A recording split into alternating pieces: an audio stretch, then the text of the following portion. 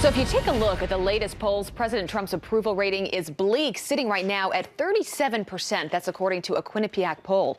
But how did that work out during the election? They were saying he won't win it. He's down in the polls. You saw that before the election. Polls. The polls. They come out with these polls, and everybody was so surprised. Even the polls, although some of them did get it right, but many of them didn't. We were wrong, okay? The entire punditry industry, the entire polling industry. I don't have egg on my face. I have omelet on my face.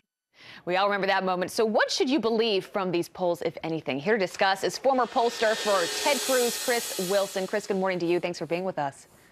You bet, Abby. Thanks for having me on. All right, so let's go back to Election Day. The real clear politics average, I think the day before the election, it had Hillary Clinton at 47%, Donald Trump at 44%. We all know what ended up happening there. You look at the polls now, you say there's a real disconnect. Well, there is, but we look at what happened on Election Day, and the fact is Hillary Clinton won the national vote by about that margin. And so really the polls weren't wrong. The thing about when you look at a national survey is it's going to have a lot of interviews from deep blue states like New York and California, and it's really irrelevant to the way the people nationally feel, or the way people Trump voters feel. Trump is still very popular with his own voters. If you look at that Quinnipiac survey, he still gets 80% approval with Republican voters. Yeah, I want to pull that up as well, Chris. I mean, that hits directly at your point when asked, do you approve or disapprove of the way Donald Trump is handling his job as president? 81% of Republicans approve of that. You're clearly not seeing that in the polls that are being released today. I've been out to some of these rallies with President Trump. I cannot tell you the amount of enthusiasm that still is there for him. You're not seeing that in the polls. So how should people be thinking about it? Should they even be listening to these polls? Should they even matter? Well, as somebody who does this for a living, I hate to say that they don't matter, but really what it gets down to is when you looked at the polling from states like Pennsylvania, states like Ohio, states like Iowa leading up to the election, they were a far better indicator of whether or not Donald Trump was going to be president or not than the national polls were. And so that really is what matters today. If you look at Trump voters in states like West Virginia, states like Ohio, states like Missouri, states like North Dakota, states that have Democrats up for re-election, Donald Trump is still popular there. And those are the numbers that we should really be looking at.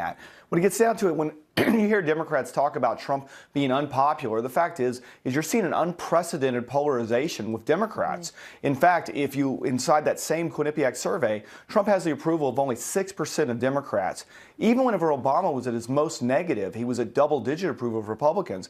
And so this could be any Republican. It could be Abraham Lincoln if he was president right now. He would still have negative numbers because of the polarization that's taking place in our politics. That is so true. So you're saying there's still something to the silent Trump voter out there that we may not be seeing in these polls? Well, I think what it is they are silent. They're represented by just specific parts of America.